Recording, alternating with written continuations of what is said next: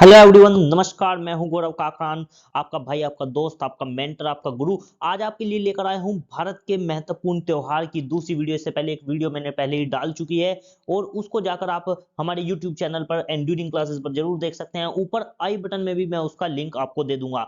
और एक इसके अतिरिक्त हमारी सीरीज चली हुई है जिसका नाम है भारत के महत्वपूर्ण मंदिर। 3 से 4 वीडियो अपलोड हो चुकी हैं। सारी की सारी वीडियो बेहद ही इंपॉर्टेंट है। ये जो भी मैं त्योहार आपको करा रहा हूं या जो भी मंदिर की मैंने आपको वीडियो प्रोवाइड किया है, जितने भी ये टॉपिक हैं, ये अपने तजुर्बे के साथ मैं आपको करा रहा हूं, क्योंकि मुझे 3 से 4 साल का तजुर्बा है। ये एग्जाम में यहाँ से एक क्वेश्चन आता ही आता है और आप इनकी अच्छे से प्रैक्टिस करके जाते हैं, इनकी नोट्स बनाते हैं, इनको रिवीजन करके जाते हैं, तो डेफिनेटली आपका इन टॉपिकों से एक भी क्वेश्चन बिल्कुल भी आपका नहीं छूटेगा। ये मेरा दावा है, मेरी गारंटी है। तो चलिए बिना किसी देरी के आज की वीडियो को हम शुरू करते हैं।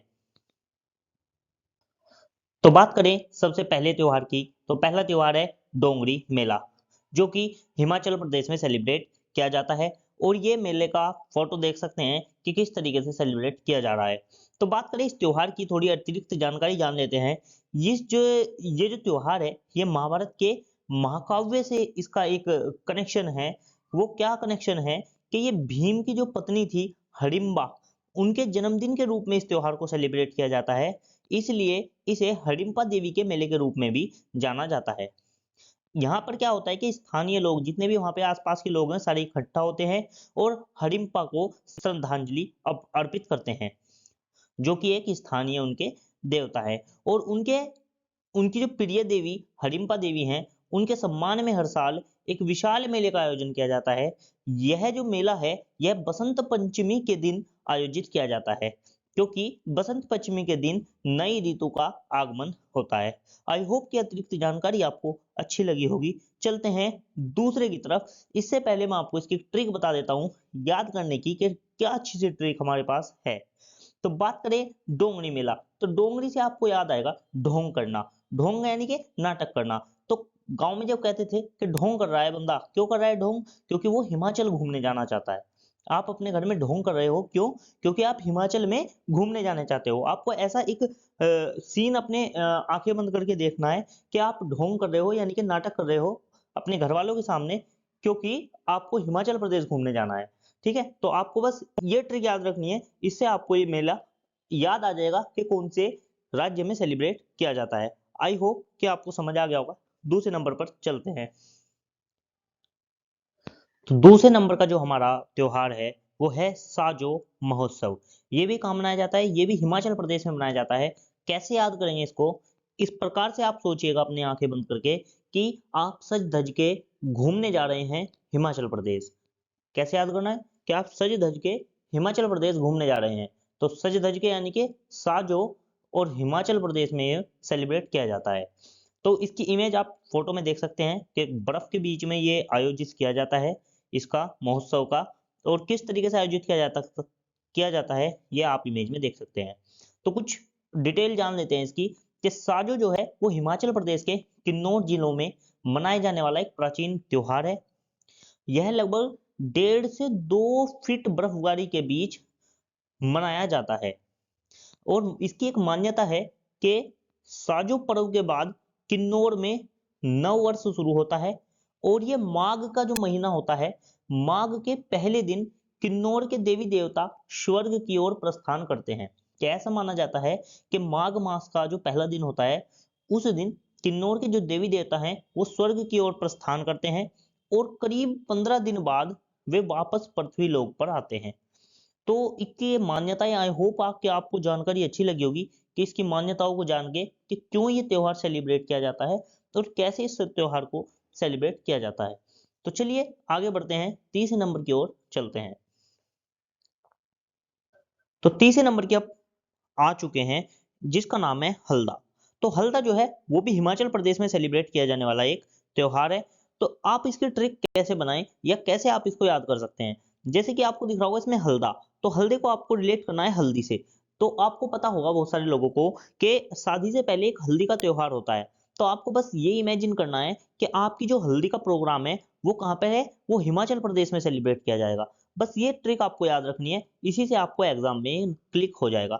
तो इसकी फोटो आप देख सकते हैं। ये त्योहार बिल्कुल दिवाली की तरह सेलिब्रेट किया जाता है, दिए जला करके। तो इसके बारे में कुछ डिटेल जान लेते हैं। जैसे कि ये त्योहार जो है वो माघ पूर्णिमा के शुभ अवसर पर मनाए जाने वाला त्योहार है, जो कि हिमाचल प्रदेश के बहुत ज्यादा खूबसूरत त्योहारों में से एक है। दिवाली की रोशनी की तरह ये काफी मिलता जुलता है। और यह जो त्योहार है ये लाहौल घाटी के क्षेत्र में मनाया जाने वाला 2 दिवसीय एक त्योहार होता है। और जो हल्दा के उत्सव की जो जड़ें हैं वो लामावादी परंपराओं से जुड़ी हुई है, यानी कि लामावादी एक परंपरा थी, उस परंपरा से ये जुड़ी हुई है। तो आई होप की जानकारी आपको अच्छी लगी होगी। तो चलते हैं चौथे नंबर की तरफ। तो चौथे नंबर पे हम आ चुके हैं कुल्लू दशहरे की तरफ। कुल्लू दशहरा जो फेस्टिवल है ये भी हिमाचल प्रदेश में सेलिब्रेट किया जाने वाला एक त्योहार है। कुल्लू जैसे आपकी कुल्लू मनाली आप जानते होंगे, तो उसी नाम से आप इसको रिलेट करके याद कर सकते हैं कि कुल्लू मनाली कहाँ है, हिमाचल प्रदेश में। ऐसे ही ये आपको त्योहार याद आ जाएगा एग्जाम में। तो इसकी कुछ डिटेल जान लेते हैं। उससे पहले आप इसकी इमेज को देख लीजिएगा कि कितनी भारी जनसंख्या में ये लोग इसको सेलिब्रेट कर रहे हैं।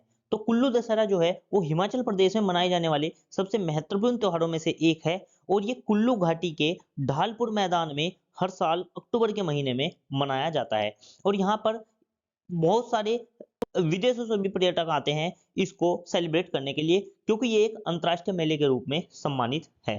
तो जानकारी जो हमने आपको दी है ये बेहद ही खास है, आप इसको नोट भी कर सकते हैं। तो चलिए आगे चलते हैं 5वें नंबर की तरफ। तो चलिए हम पहुंच चुके हैं 5वें नंबर की तरफ, जिसका नाम है मिंजर मेला। ये हिमाचल प्रदेश में सेलिब्रेट किया जाने वाला एक त्योहार है। तो आपको एक ट्रिक से कैसे याद करना है कि आप ऐसा सोचिए कि कैसा मंजर होगा जब आप हिमाचल प्रदेश में पहुंच चुके होंगे। आप हिमाचल प्रदेश की प्लानिंग कर रहे हैं जाने की, और आप सोच रहे हैं, अपने दिमाग में इमेजिन कर रहे हैं कि कैसा मंजर होगा जब मैं हिमाचल प्रदेश में हूँगा। तो इसी से ट्रिक बन जाएगी, मंजर से हो जाएगा मिंजर, और हिमाचल प्रदेश तो है ही आपके नाम में। तो आई होप कि आपको ट्रिक अच्छी लगी होगी। आप खुद से भी इनके ट्रिक बना सकते हैं। अगर आपको ये ट्रिक अच्छी नहीं लग रही है तो आप खुद से इसकी ट्राई करिएगा, और मुझे कमेंट बॉक्स में भी आप बता सकते हैं अपनी बनाई हुई ट्रिक को। तो बात करें इस मेले से रिलेटेड अतिरिक्त जानकारी की, इसकी फोटो आप देख सकते हैं किस तरह का ये मेला सेलिब्रेट किया जाता है।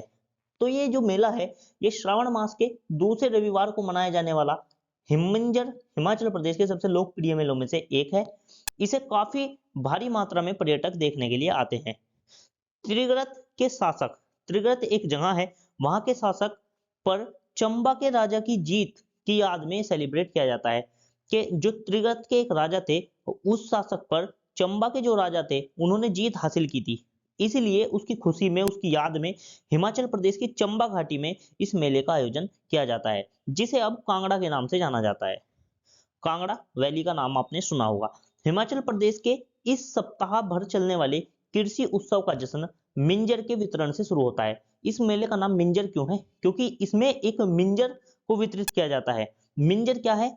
मिंजर जो है वो स्थानीय लोगों के द्वारा पहना जाने वाला एक रेशम का लटकन है, यानी कि लटकन का मतलब एक कपड़ा। यानी कि मिंजर जो है वो एक रेशम का लटकन यानी कि कपड़ा होता है, जो वहां के स्थानीय लोग पहनते हैं।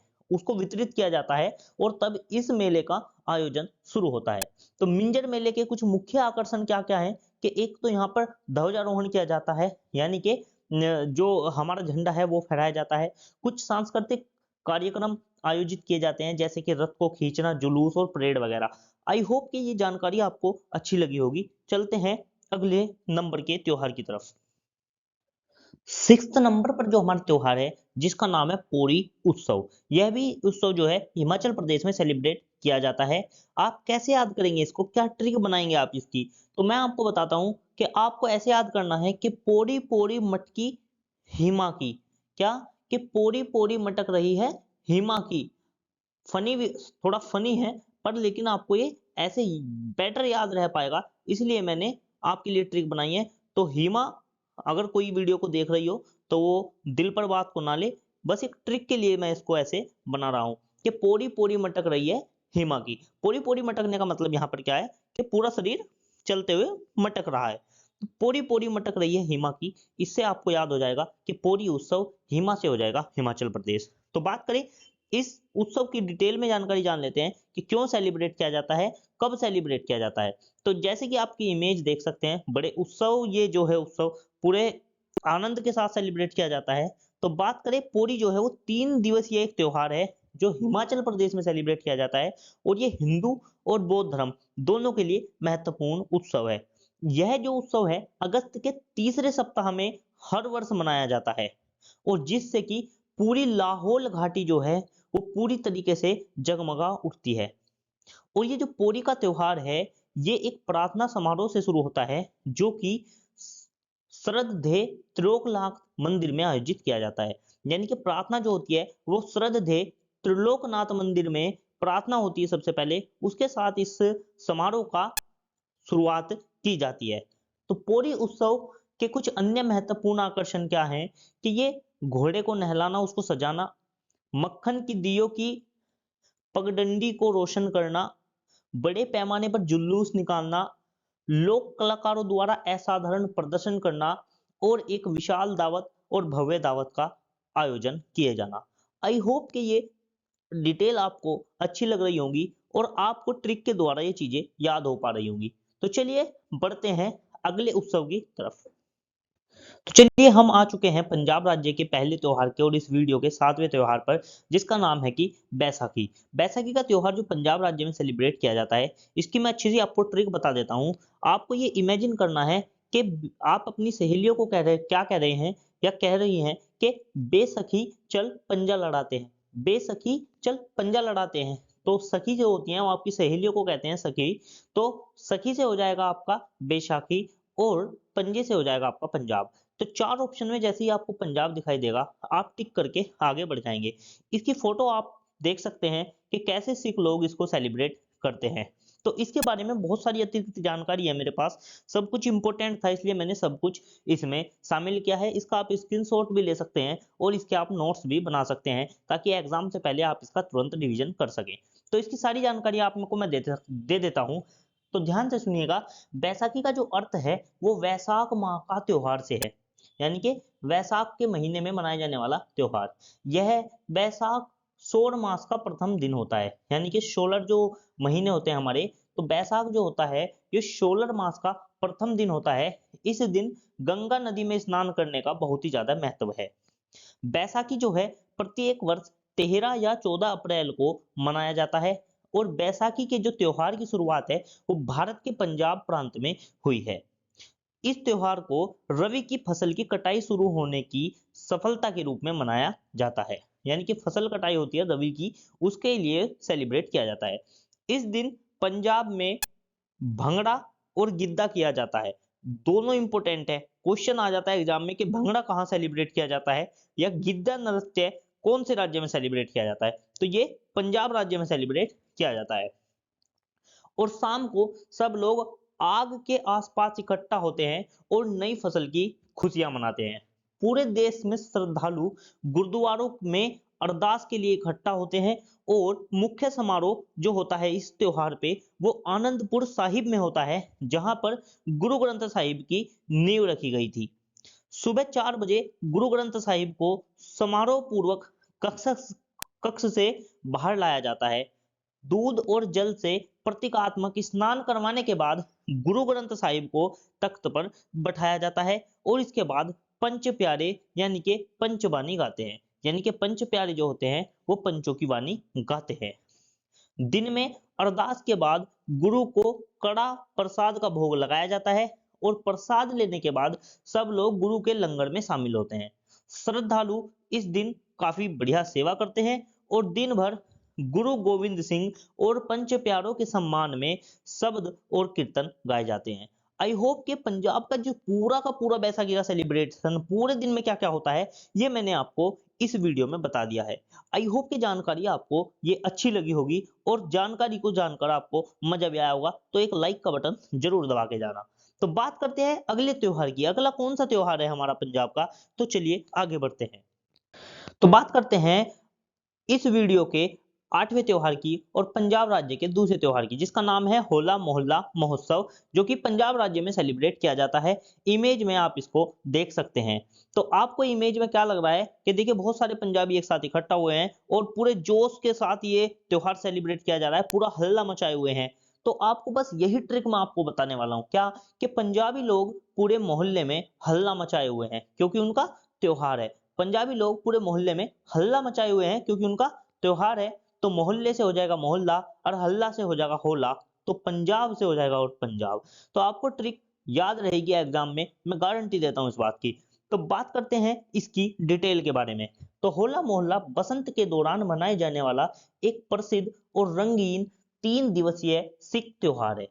यह जो है चैत के चंद्र महीने में दूसरे दिन मनाया जाता है, जो कि सिखों के द्वारा इस्तेमाल किए जाने वाले नानक शाही कैलेंडर का पहला महीना होता है। यानी कि चैत के चंद्र महीने का जो दूसरा दिन होता है, वो सिखों का जो कैलेंडर है नानक शाही, उसका पहला महीना होता है।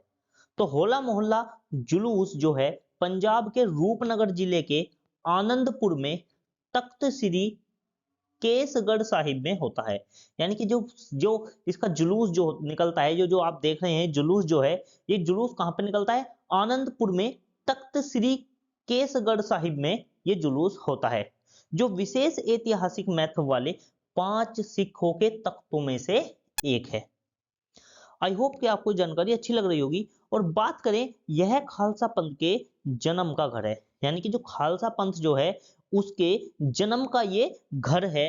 और इसमें उन दिनों की वास्तविक कलाकृतियां हैं, यानी कि उस समय की जो कलाकृतियां हैं ये भी वहां पर हैं। तो बहुत ही बढ़िया और इंटरेस्टिंग त्योहार है ये। आप कभी अगर पंजाब में इस दौरान हो तो आप इसको जरूर मनाने जाइएगा और आपको बड़ा ही आनंद आएगा। तो चलिए बढ़ते हैं अगले अपने त्योहार की तरफ, जो कि होने वाला है 9वां त्योहार। तो हम पहुंच चुके हैं इस वीडियो के 9वें त्योहार के ऊपर, जिसका नाम है बसंत पंचमी, जो कि पंजाब में सेलिब्रेट किया जाता है। वैसे तो बसंत पंचमी पूरे देश में सेलिब्रेट किया जाता है, पर पंजाब में ये विशेष रूप से सेलिब्रेट किया जाता है।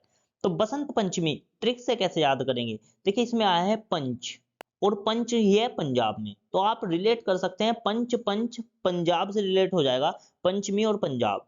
ठीक है, तो इसकी यही ट्रिक है। अगर कोई अच्छी ट्रिक आपने बनाई हो इसकी, तो आप मुझे कमेंट में करके जरूर बताइएगा। इसकी इमेज आप देख सकते हैं किस तरीके से इस त्योहार को सेलिब्रेट किया जा रहा है। तो बसंत पंचमी एक हिंदू त्योहार है जो पूरे देश में, विशेष रूप से पंजाब में पूरे जोश के साथ मनाया जाता है। यानी कि पूरे देश में तो ये सेलिब्रेट किया जाता है, और पंजाब में ये विशेष जोश के साथ सेलिब्रेट किया जाता है। पंजाब का मुख्य त्योहार है ये। यह रंगीन त्योहार भारत के बसंत की शुरुआत का प्रतीक है कि बसंत ऋतु आ चुकी है, इसलिए इस त्योहार को सेलिब्रेट किया जाता है। त्योहार का दिन अत्यंत ही शुभ माना जाता है, और उस दिन देवी सरस्वती की पूजा की जाती है। बसंत पंचमी को शादी करने, घर खरीदने या कुछ नया शुरू करने के लिए बहुत ही शुभ माना जाता है। आई होप कि जानकारी आपको अच्छी लगती होगी और लग भी रही होगी। तो चलिए आगे बढ़ते हैं, अगले त्योहार की तरफ मूव करते हैं। तो हम पहुंच चुके हैं इस वीडियो के 10वें त्योहार की तरफ, जिसका नाम है तिया, जो कि पंजाब में सेलिब्रेट किया जाता है। जैसा कि आप नाम को ही देख पा रहे होंगे, तिया। तिया से आपको एक वर्ड रिलेट हो रहा होगा जिसका नाम है धिया। धिया किसे कहते हैं? पंजाब में धी यानी कि लड़की, लड़की को अपनी जो बेटी होती है उसको धिया कहते हैं, यानी कि अपनी बेटियों को वहां पर धिया कहा जाता है। तो धिया शब्द का प्रयोग पंजाब में किया जाता है, और इसी तरह से तिया शब्द का प्रयोग भी पंजाब में किया जाता है। और अलग जो हमारे राज्य हैं उनमें इस त्योहार को तीज का त्योहार भी नाम से जाना जाता है।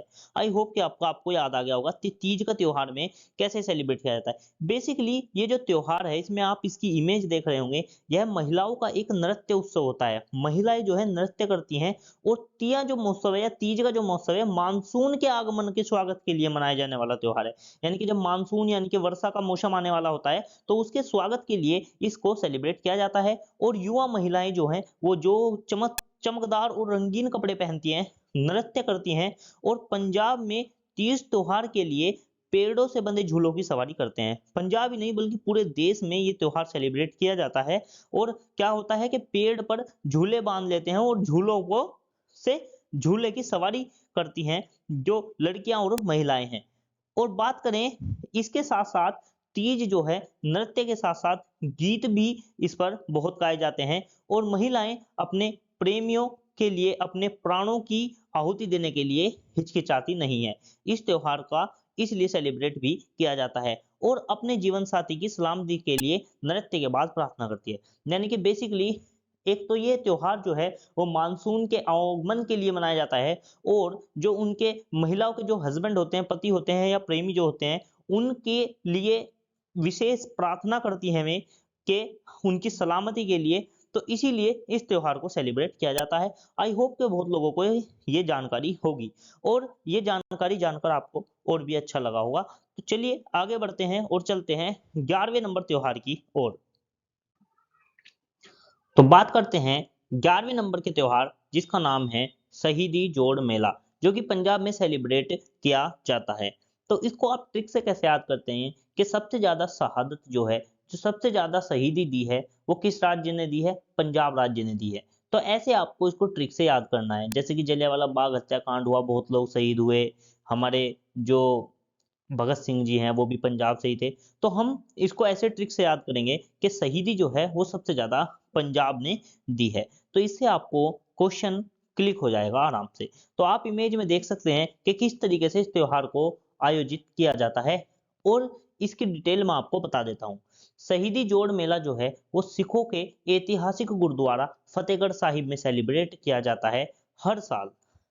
और यह जो त्योहार है, यह गुरु गोविंद सिंह के छोटे बेटों, जिनकी सिख इतिहास में छोटे साहिबजादे कहा जाता है, की शहीदी पर उनकी याद में ये आयोजित किया जाता है। और इस समागम पर हर साल 26 से 28 दिसंबर को किया जाता है। यानी कि ये जो उत्सव है, इसका सेलिब्रेट जो है 26 से 28 दिसंबर को हर साल किया जाता है। और किसकी याद में किया जाता है? छोटे साहिबजादे की शहीदी में इसको आयोजित किया जाता है। आई होप कि जानकारी आपको अच्छी लगी होगी और चलते हैं इस वीडियो के आखिरी त्योहार पर। तो बात करते हैं अपने आखिरी त्योहार की, जो कि है गुरु पर्व, जो कि पंजाब में सेलिब्रेट किया जाता है। तो गुरु शब्द का जो विशेष प्रयोग है वो सिखों में किया जाता है या पंजाब में किया जाता है, क्योंकि सिखों के 10 गुरु हुए हैं जो कि महान गुरु हुए हैं।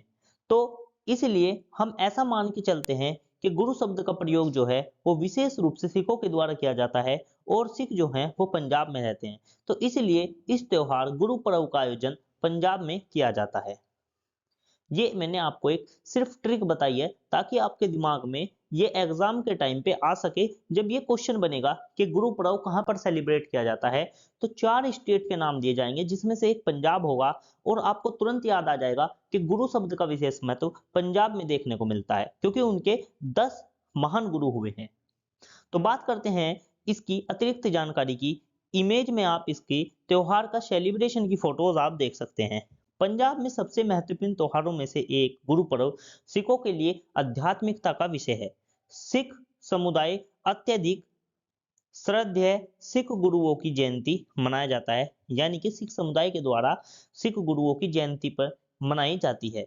त्योहार जो है पवित्र भजनों के जाप के साथ एक धार्मिक जुलूस के रूप में शुरू होता है। लोग गुरुद्वारों में जाते हैं, प्रार्थना करते हैं और आशीर्वाद मांगते हैं और इस शुभ पंजाबी त्योहार पर मीठे और पवित्र लंगन का आनंद भी लेते हैं। तो आई होप कि ये जितनी भी मैंने आपको आज 12 त्योहार बताए हैं, इनकी अतिरिक्त जानकारी और जिस तरीके से मैंने आपको इसको डिस्क्राइब किया है या समझाया है, आपको जानकारी बहुत अच्छी लगी होगी। अगर ये वीडियो आपको अच्छी लगी है तो वीडियो को लाइक शेयर जरूर कीजिएगा, ताकि इसी तरह की और वीडियो हम और डालते रहें और आपके लिए बेहतर से बेहतर कोशिश करते रहें।